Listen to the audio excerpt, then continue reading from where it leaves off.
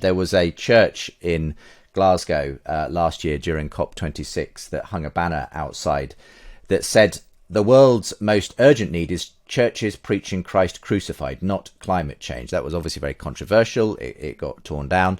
But it does sort of represent a concern that I think a number of Christians do have, which is, well, look, isn't it most important to be sort of preaching the gospel, bringing people to faith, and isn't the sort of care for the climate a kind of a secondary issue, and we shouldn't let it distract us from this primary issue of evangelism and so on? What's your response to that, Rachel?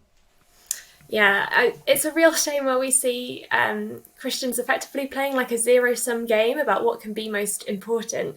And it's particularly a shame because really when they're talking about that, they're talking about a gospel that's incredibly narrow in the sense of what it means to preach is just to talk and like tell the news of Jesus Christ.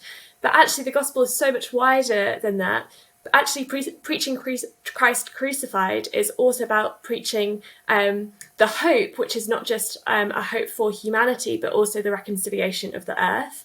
And it's also, we know that Christian faith is so much wider than that. It's also about discipleship. It's about caring for people in all sorts of situations. And in many senses, they would absolutely agree with that. So it's a real shame to see that particular instance that you mentioned happened. And I was actually there at COP26, and I saw the discussion and the frustration that happened with the many Christians who were present at COP26 and the many churches who had opened their doors throughout those 2 weeks of COP26, also in Glasgow, who were providing drinks, providing rest stops for people who are attending COP26 so that they could have conversations and have places to be and be taken care of. And unfortunately, it's one of those things where it's the bad news that travels more quickly than all the other things that were also present there in Glasgow.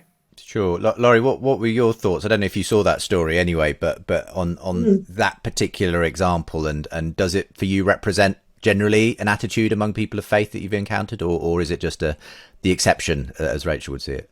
I don't think it does, Justin. I really don't know. I think, perhaps sometimes there are individuals or small groups that have opinions or make decisions which do then get taken to form a wider context. As Rachel said, the bad news kind of being picked up in that particular instance.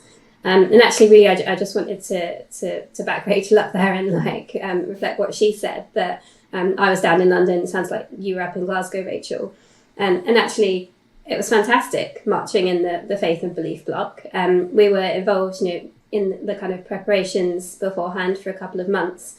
And actually, they very kind of kindly renamed the Faith block to the Faith and Belief block so that we felt more, included and inclusive in that group. And on the actual day, it was just so lovely is the only way I can describe it. The atmosphere, marching all together in a group, you're there from different perspectives, different worldviews.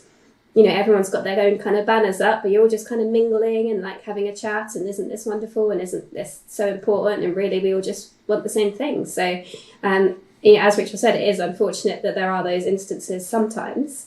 I certainly wouldn't say it's an exclusively Christian thing either. You'll always get, people with views that don't kind of align with, the kind of thing that we would like to see happening. And that can come from all different kinds of, motivation, not just Christians. So while it is unfortunate to see that in that context, as Rachel said, a lot of churches and a lot of other, religious groups and buildings were opening themselves up, were, inviting lots of different people in, lots of people of different faiths, no faith. So really it was overall a great example of, collaboration and cooperation rather than division. For more conversations between Christians and skeptics, subscribe to the Unbelievable podcast. And for more updates and bonus content, sign up to the Unbelievable newsletter.